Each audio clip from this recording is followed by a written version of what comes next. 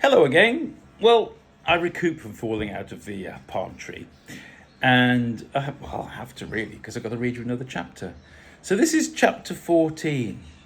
Angus. Now, you know who he is. He's the man who owns the mansion. And he's also Lizzie's father. Angus. From A Brush with Paradise by me, Lee Benson. The following day, I gingerly decided to stay at the mansion and concentrated on my painting. Besides, I still ached from head to toe. I deduced it was a combination of a hangover and the lack of an ability to fly. I sat on the veranda and nursed a very long black coffee. I'd kept my sunglasses on. The sun played havoc with my head. It was far too bright for my liking. I slowly tried to put myself back together. Lizzie bounced out in full puppy dog mode. "You look shit.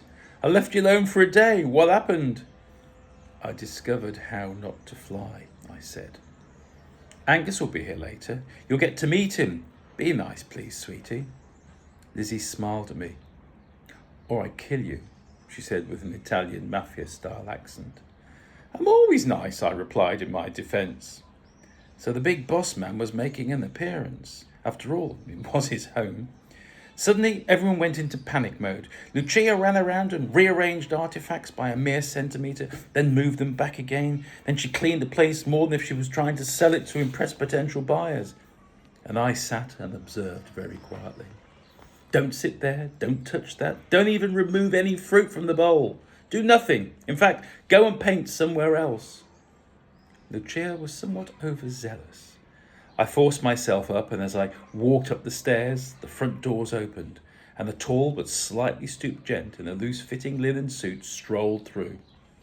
He looked up at me and continued at a pace through the hallway. "Lucia!" he bellowed. "Put the kettle on!" He had a distinctive accent, Scottish, slightly rough, yet commanded respect, or maybe it was fear. He turned and looked up at me again. "I'll chat to you later, laddie." Bloody hell, what had I done? I felt like I was back at school, having bunked off, as we used to say, and been caught out illegally shooting pool down at the snooker hall. I heard Lizzie's voice pop out. "Pops, you're here, how fab." I thought it better to turn around, go downstairs and greet the great chief. So I walked out onto the patio as Angus removed his jacket and lay it over the back of another chair, then sat down. I strolled up to him and leant forward to shake his hand. "Hello, sir.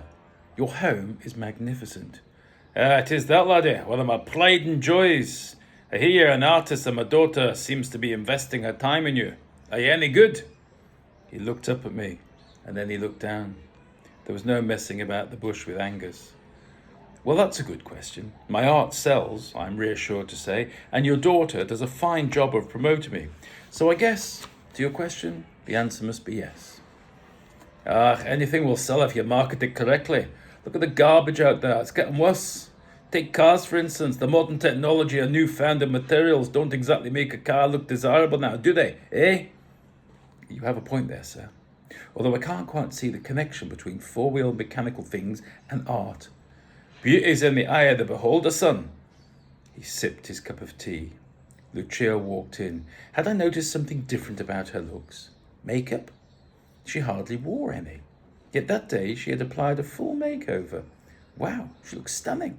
Her eyes twinkled, her lashes had grown, and I even detected a subtle perfume. I kept my observations to myself. That was a change, as I nearly always complimented people on the way they looked, or if they had a pleasing perfume. Always worked in my gallery. A tramp sauntered in, and I immediately went for the air freshener and sprayed him from head to toe. I reckon he hadn't washed in a year, nor changed his clothes. He did say he liked the smell of the flowers. One of my good customers entered the gallery one sunny day, looking fabulous. I complimented her on the attire, especially her new hairstyle. As an artist, we always notice everything in front of our eyes. She thanked me, and sadly added that her husband had not even commented in over 3 days. "Oops," I replied, as the said husband wandered in with a face like thunder.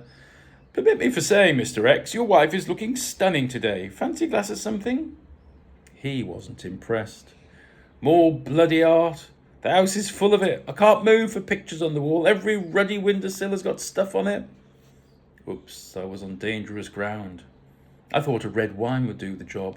And luckily, Belinda, My more than capable assistant, numero uno, had read my mind, and she'd already poured a couple of glasses. You see, it wasn't only George that was able to read my mind. I chuckled to myself. Back in the present, Lucia appeared to stand closer to Angus, well, on reflection, in his space, and he gently tapped her derriere.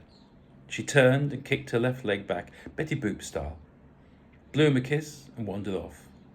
That was so unlike her. Well, at least I'd never seen her act so coy before. She's a fine lassie, that woman. Angus's eyes followed her off into the distance. You'll ne'er get a better woman to look after everything, you know what I mean, young man?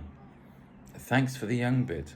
Lucia is under instruction from your daughter to boss me around and keep me painting all the time while I'm here. I didn't think he was flattering me. Aye, and as long as it's painting, I'm delighted for you. Just you keep it that way, understand? Angus stood to leave and then said, We'll see you all for supper in the dining room at 8 p.m, right? Sounds great, I replied. Fringe benefits, I thought. It all makes perfect sense. Lucia is the property of Angus. Well, well. That was chapter 14, Angus, from A Brush with Paradise by me, Lee Benson.